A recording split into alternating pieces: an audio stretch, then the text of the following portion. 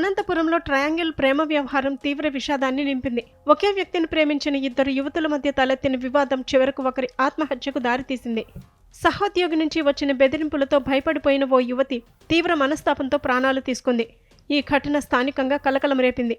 పోలీసుల కథనం ప్రకారం అనంతపురం సాయినగర్లోని దీపు బ్లడ్ బ్యాంక్లో అరుణ్ కుమార్, ప్రతిభాభారతి, స్వాతి మెడికల్ ల్యాబ్ టెక్నీషియన్లుగా పనిచేస్తున్నారు. గుత్తికి చెందిన అరుణ్ కుమార్తో ప్రతిభాభారతి గత 2 ఏళ్లుగా ప్రేమలో ఉంది. వీరితో పాటే పనిచేస్తున్న పెనుగొండ మండలం గొందిపల్లికి చెందిన స్వాతితో కూడా అరుణ్ కుమార్కు పరిచయం ఏర్పడింది. ఈ క్రమంలో మొదటి ప్రియురాలికి తెలియకుండా అరుణ్ స్వాతితో రహస్యంగా ప్రేమ వ్యవహారం కొనసాగించాడు.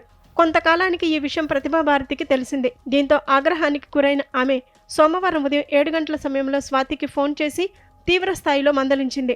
నా ప్రియుడితోనే ప్రేమ వ్యవహారం నడుపుతావా? మీ ఇద్దరి విషయం నాకు తెలిసిపోయింది. ఈ రోజు ల్యాబ్కు రా, నీ సంగతి తేలుస్తా అంటూ పరుష పదజాలంతో బెదిరించింది. ఈ ఫోన్ కాల్తో స్వాతి తీవ్ర భయాందోళనలకు గురైంది.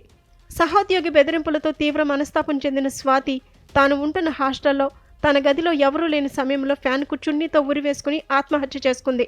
హాస్టల్ సిబ్బంది గమనించి వెంటనే ఆమెను ప్రభుత్వ ఆసుపత్రికి తరలించగా అప్పటికే ఆమె మృతి చెందినట్లు వైద్యులు నిర్ధారించారు. ఈ ఘటనపై కేసు నమోదు చేసుకుని దర్యాప్తు ప్రారంభించినట్టు 2వ పట్టణ సీఐ శ్రీకాంత్ తెలిపారు.